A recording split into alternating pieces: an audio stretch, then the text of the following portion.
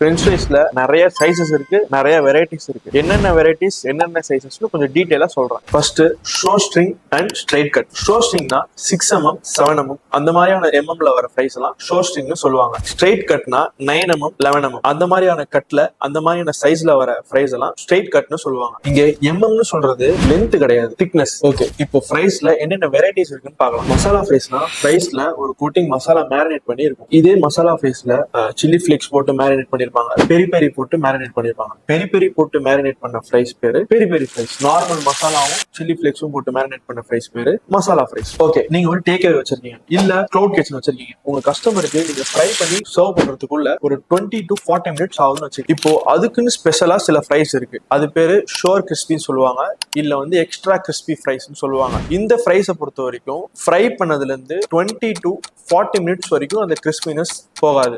இது டேக் அவேக்கு மட்டும் யூஸ் கிடையாது. இப்போ லோடட் ஃப்ரைஸ் எல்லாம் வருதுல்ல, அதுல மேல சாசஸ் டிப்ஸ் எல்லாம் போட்டதுக்கு அப்புறம் ஃப்ரைஸ் கீழே சாகி ஆயிடும். நார்மல் ரெகுலர் ஃப்ரைஸ் எல்லாம் வாங்கினீங்கன்னா சீக்கிரம் சாகி ஆயிடும். சோ நீங்க ஷோர் கிறிஸ்பி வாங்கி அதை யூஸ் பண்றப்போ உங்களுக்கு ஆல்மோஸ்ட் 20 to 30 மினிட்ஸ் வரைக்கும் அந்த சாகினஸ் வராது, கிறிஸ்பியாவே மெயின்டைன் ஆகும். இன்னொன்னு, இப்போ புதுசா குங் ஃபுன்னு ஒரு ஃப்ரைஸ் வந்திருக்கு. அதை பத்தி டீடைல்ஸ் வேணும்னா கீழே கமெண்ட்ல குங் ஃபுன்னு கமெண்ட் பண்ணுங்க.